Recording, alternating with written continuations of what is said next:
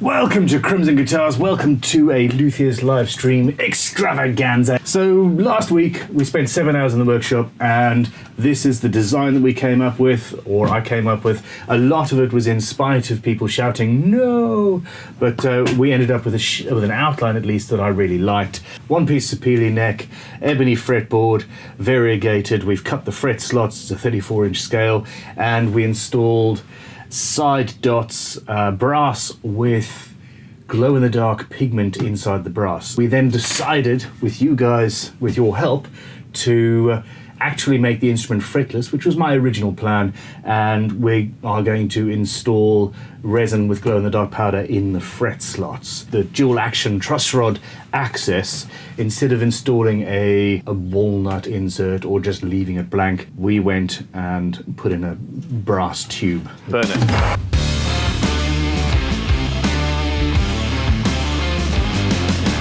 Perfect!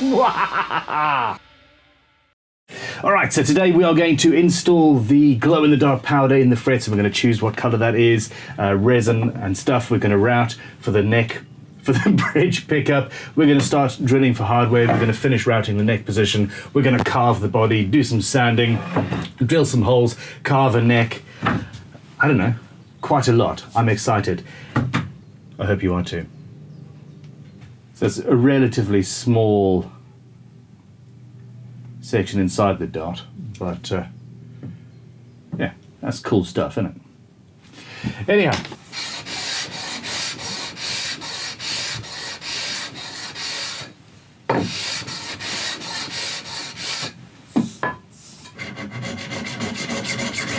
I'm obviously not going to be able to bend, so I'm going to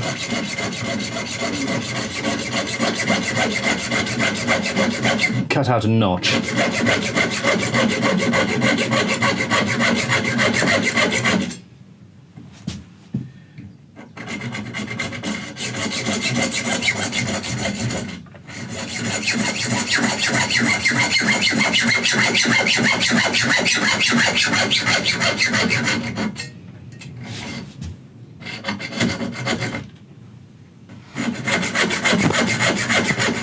Then change the angle.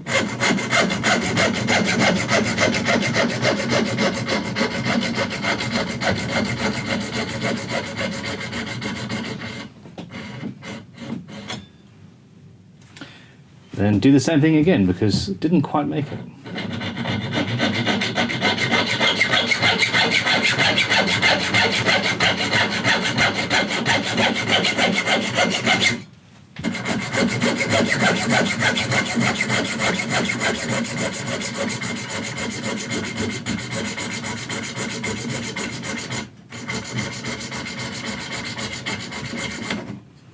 There we go.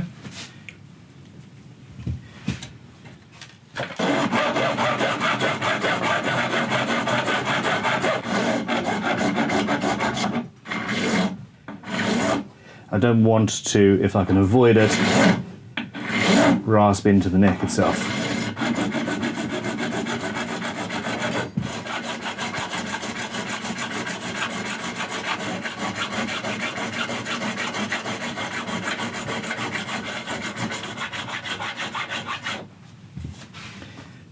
I love that. That is really cool looking.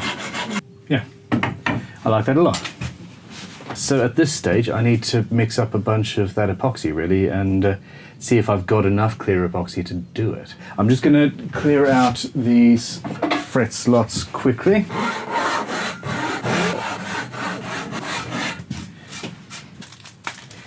Okay, now at this stage I've got bright pink glow in the dark. Do we stick with the green or do we go with blue? I am going to just quickly drill out the tuner holes. Alright, so it's a 14mm hole. I don't have a 14mm drill bit. I do have a 15, which will give me 1/2 mil on either side, and the washer will absolutely cover that. So this is the same as with standard drilling through a headstock, I always go from one side and then the other, meet in the middle. It reduces tear out. I could use the pillar drill, but I don't really need to. When you start drilling, and you'll see a circle come out on the headstock, and if that circle appears, you'll know when you're going straight, basically, especially with such a large bit.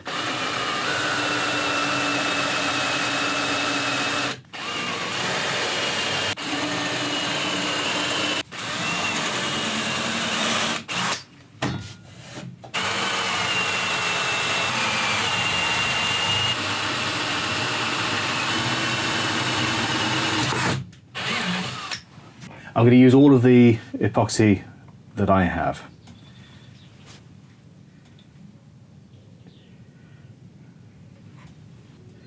And here's the powder.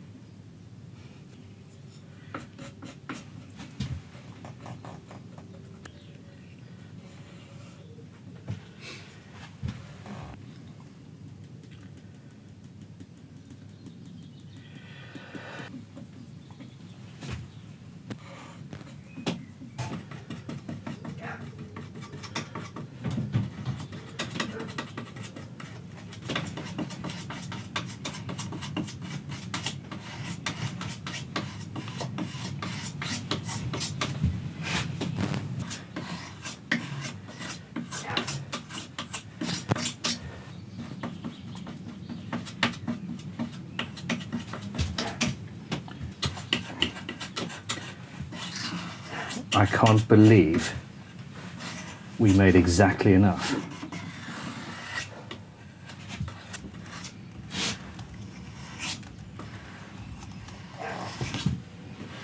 Uriel Sage, we are making a fretless guitar with blue glow-in-the-dark powder to denote the fret positions.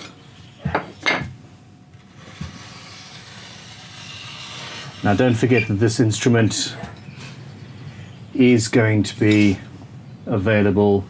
I am going to be raffling it off. Somebody will own it. At this stage, I am going to just go in and fill in the sides with the same material.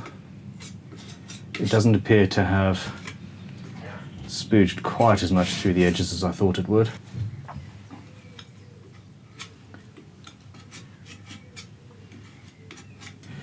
Okay, so this epoxy is almost cured. I'm just spooging into the side dots. I've scraped away as much of the excess as I can, and then we're going to leave this for 3 or 4 hours, maybe a bit more. We'll see.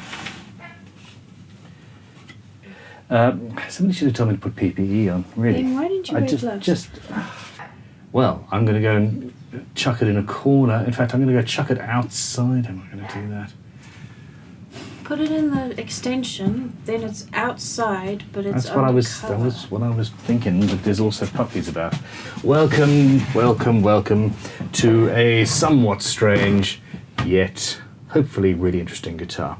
At this point, I really do not want to put epoxy in the cavities. I love how this looks, and I think that adding glow-in-the-dark pigment and powder, etc., into all of these holes would somehow cheapen it.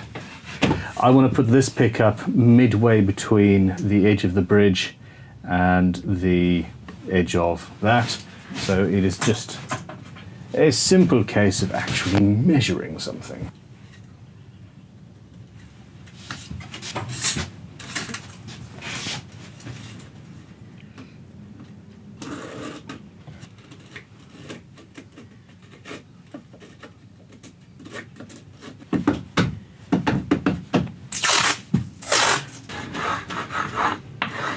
We're going with our 15mm.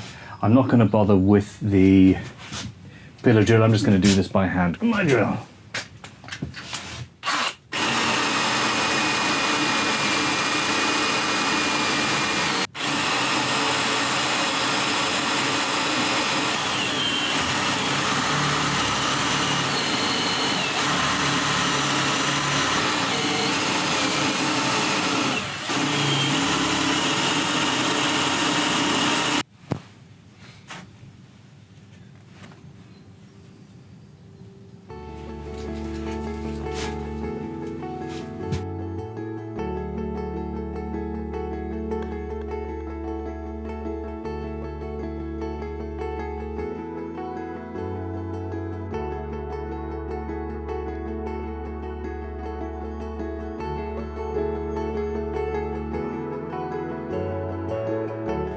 that is that route done, and we're good to go and move on to... Oh no, we haven't done the back yet, have we?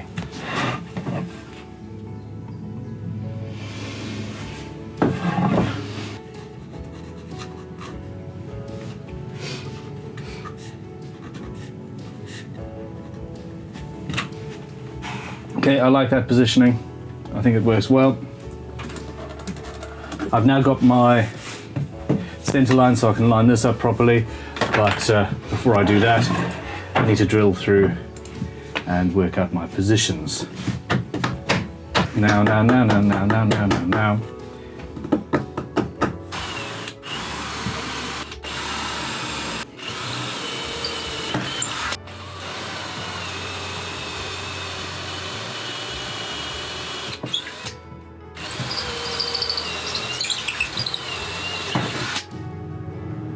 Initially, my thought here was to absolutely carve the hell out of this instrument. But in reality, it's not necessary, really.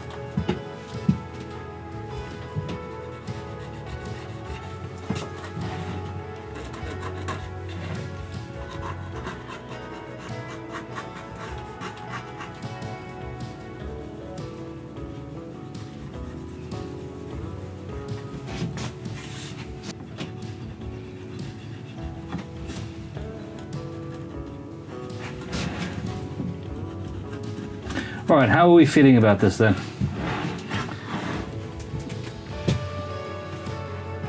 Doesn't necessarily have to have the hard lines. It could be somewhat curved.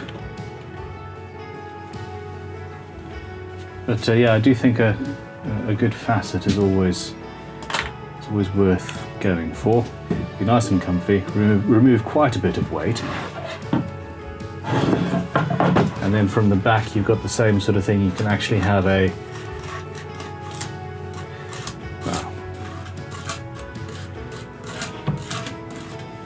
belly carve or something, depending on how it fits on the side there.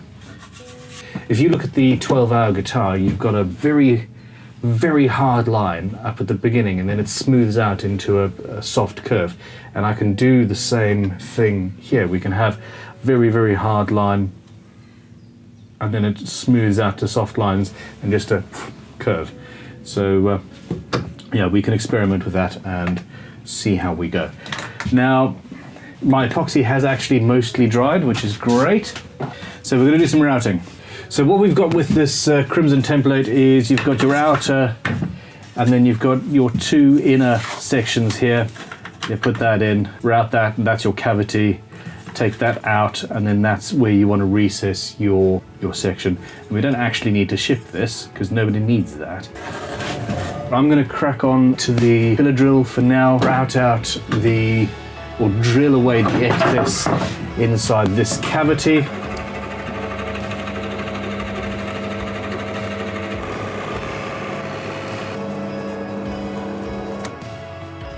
That's Ben with me on his first day at school.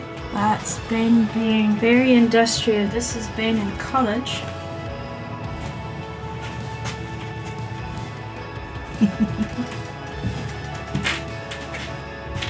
Such a cutie. I'm just interested in testing this the moisture on this. So species settings. European ash is 0.58. Turn her on. 12.4. It's not actually as dry. I thought this was going to be about an 8 or so. 11. So yeah, 12%, which is definitely dry enough to build a guitar, or a bass in this case. We're getting there. We're nearly. So at this stage, I'm just having a quick bite to eat, and then I'm going to crack on with routing and carving and making a bunch of noise. That's back in place. Now it's going to be routing at a slight angle, and that's all right. Basically, underneath the pots, I'm just going to use a Forstner bit to correct that angle so they go through flat, and we'll be done.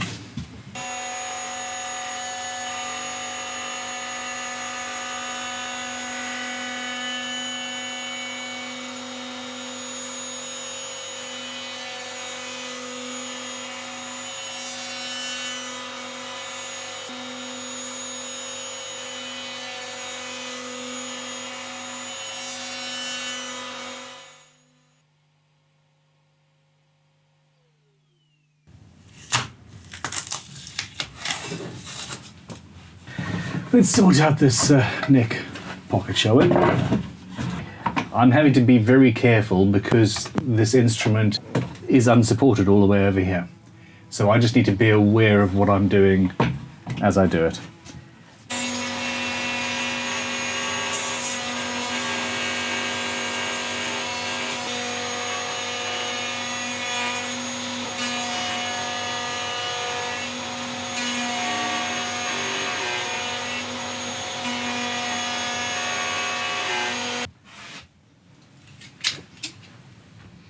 All right, you beautiful, beautiful people. We've got a neck pocket, we've got our pickups, we've got a control cavity.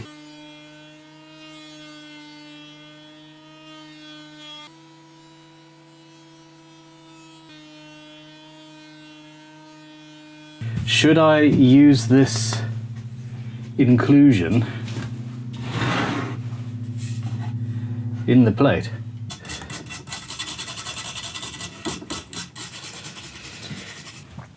This is what's been left of the wood after an insect has been eating it.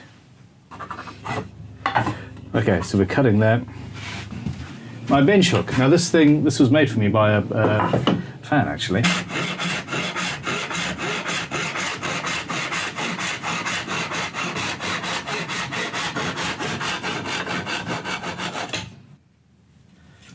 And there we are. It will do nicely. Okay, some wood glue.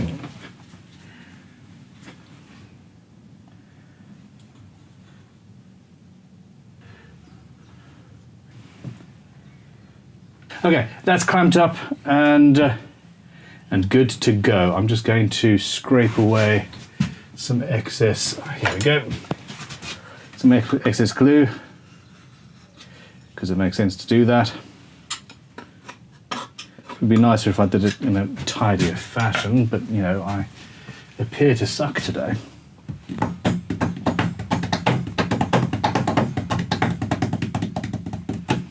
I grabbed this from from headquarters and haven't yet cleaned it. So this was used by the students for a while, I suspect. Dust mask, goggles, and I'll put in some isotunes as well. All right, let the good times roll. How have I already got dust in my eyes?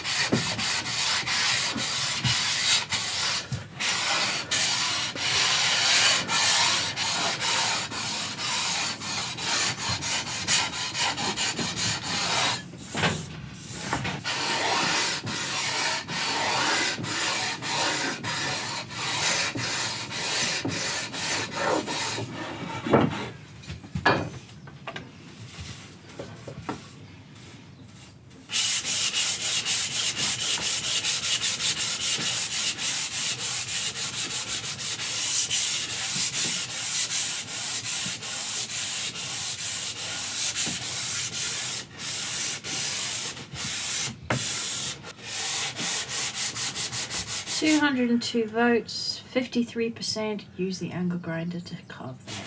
Cool. Okay, I'm going to need to change the carving disc. Okay, so I need to drill out. There's a bunch of epoxy in the end of that hole.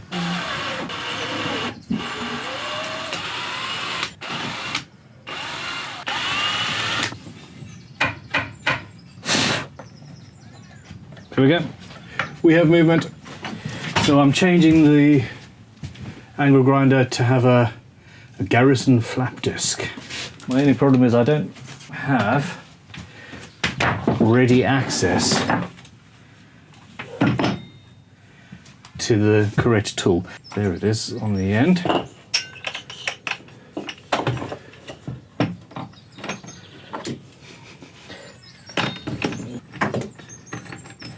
Like that. Now, when you use one of these and it's a new disc, well, hell, even when it's not a new disc, they tend to throw little bits of silicon carbide and are not ideal. Seriously, Leatherman, freaking amazing. But you knew that already. And all of that fiddling around is why I unplugged it first. Okay, so I'm just fiddling with this a little bit.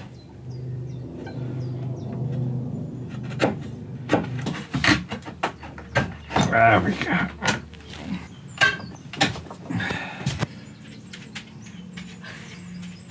Okay, there we go. So I've now fitted the neck. Oh, by the way, hi guys. How's it going? We have a base. What do you think? A little bit of tear out there that we need to address. The router, I just ripped a strip out as we went. So I'm going to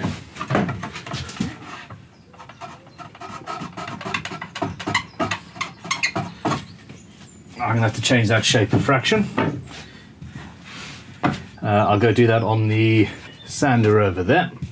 That should be all right. And then I need to redraw on the back of the neck so that I know what I'm doing. Okay.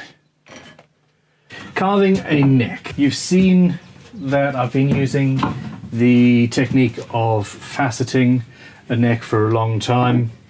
It's fun, it's easy, it's relatively safe as well. But if you want to carve a neck using an angle grinder, you tend not to, well, you can use that same exact technique if you really want to. Let's do that just out of interest. I've never done it myself. So the first thing I need to do is flatten the neck down, remove as much of the waste as possible. So I need to figure out what I need it to be at. And at the moment, 31, yeah, about 31 millimeters. Now, I don't build bases on a regular basis. Wasn't even a pun, it just happened. Here we go. US Jazz is approximately 20.5 and the Made in Mexico is approximately 21. Very not noticeable. And it's in the profile. So actually the end result is I need to remove about a centimetre worth of material off this neck in order to get there. It's not that far off the guitar, to be honest. So I'm going to mark out 22 and 23 and let's see how that feels. There's your nut. So that's going to be there. See? So I need to remove all of this material here in between these two parts and end up with something basically flat, and then we can facet away as we normally would by hand. This is going to make some dust. After we've carved the neck, we're going to glue it in and call it a day. But I think that's going to be in more than a little while. So I've got dust mask Some cool goggles. I can't hear you, I got my eyes tunes in, sorry.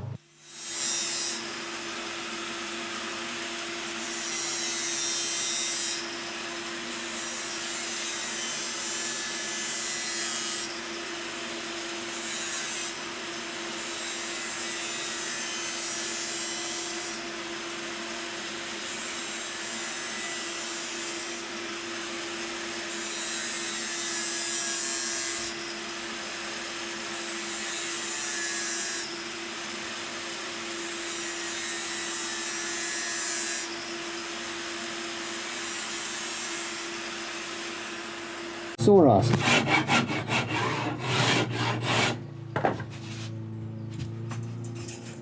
Okay. At this stage I want to create a round C-shaped neck.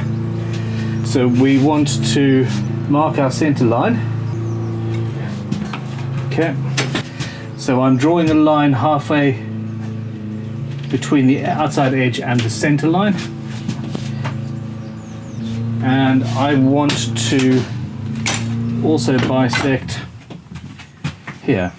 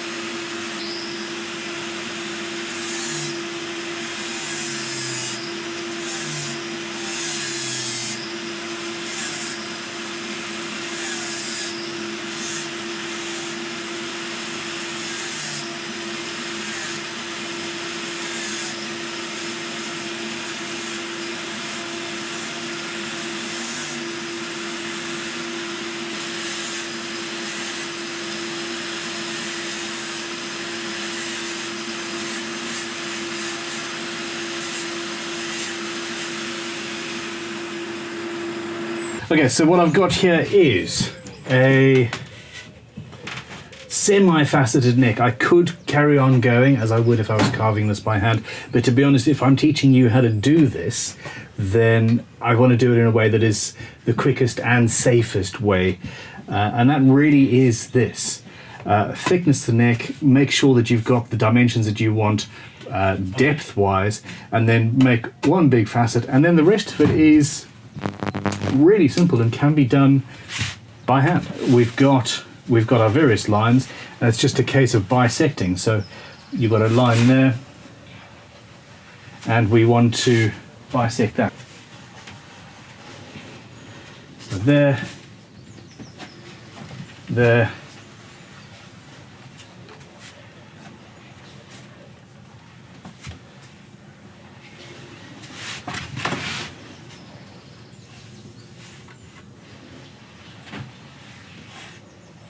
this will give you the beginnings of a nice curve. So draw your rectangle that is the size of your neck. Draw the C shape that you want. Now there's my rectangle. Here's the C shape that I want. Hey, there we go, it's asymmetrical. And you, okay, fine. Initially, I want to take these and measure how big that is, and then you want to take that and then that, boom, boom, and you can actually work that out. Wow, I don't think you saw any of that. You know what I mean. And then with the Shinto saw rasp, it is the work of very little time.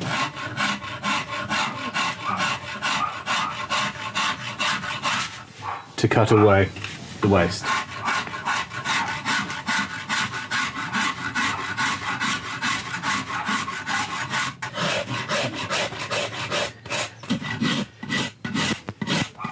Okay, so I've taken out those two areas there, and while feeling this, I realized that actually what I want to do is take from this line to the line of the fretboard out entirely.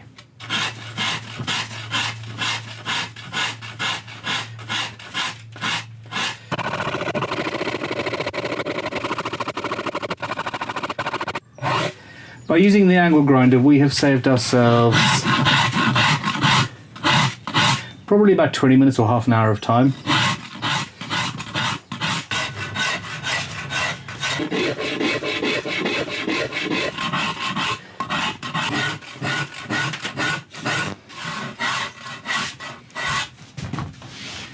And there we go. I've got a neck that I'm very happy with. Still a little bit of carving to do, but that's a rasp or an Iwasaki file.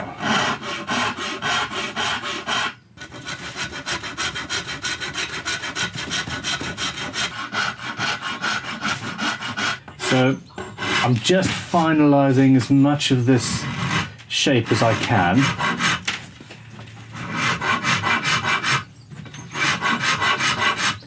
And then once it's glued in place, there might be a little bit more. Might be a little bit more carving to do.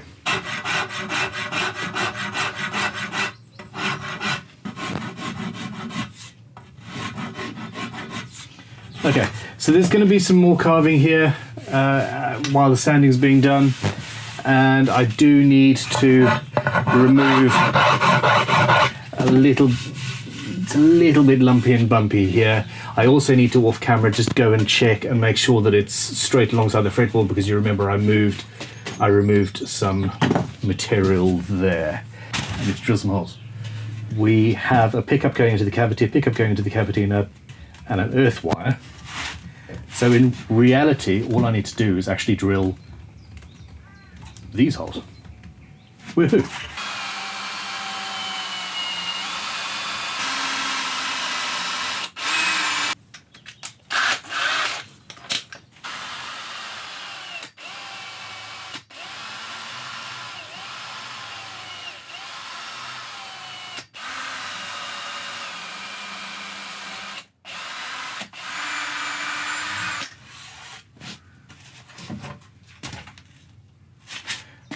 I think that's the earliest into a build that I've ever drilled one of them. Right, so we have pickup access to cavity. My jack is going to go here, but we can drill that another day. No, we can't. Let's drill that now. Oh.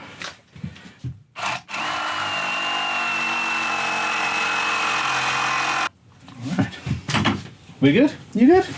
I'm good. Okay. Now, we're good. I've got a little bit of glue I just need to remove. The pocket is nice and clean. I'm just going to put it in one more time. And I want to clamp this up, see what it's going to do. If it's going to do anything. So here we are. That is that's in place. Nothing cracked, nothing moved that I can tell. I've got to fine sand this whole instrument and then glue. So in reality, okay, I'm going to call it. We have been building for 6 hours and 15 minutes, and about 15 of that was eating and stuff. So we're going to say 6 hours today. 6, 12, 13, so this is a 13-hour build so far. This base is something I'm really excited about. I don't build enough bases on the channel, and that is something that I want to change. At this stage, we've carved the neck, we have drilled the headstock, the tuners, we have routed all of the routing to be done. The shape has been finalized, the carves and curves have been finalized. This instrument will be available, it will be raffled off. Some lucky human being will win it, and it will wing its way to you. Hopefully you, maybe you, or you. Thank you for your support, Have a fantastic evening. Goodbye. I think. End? Done? We done?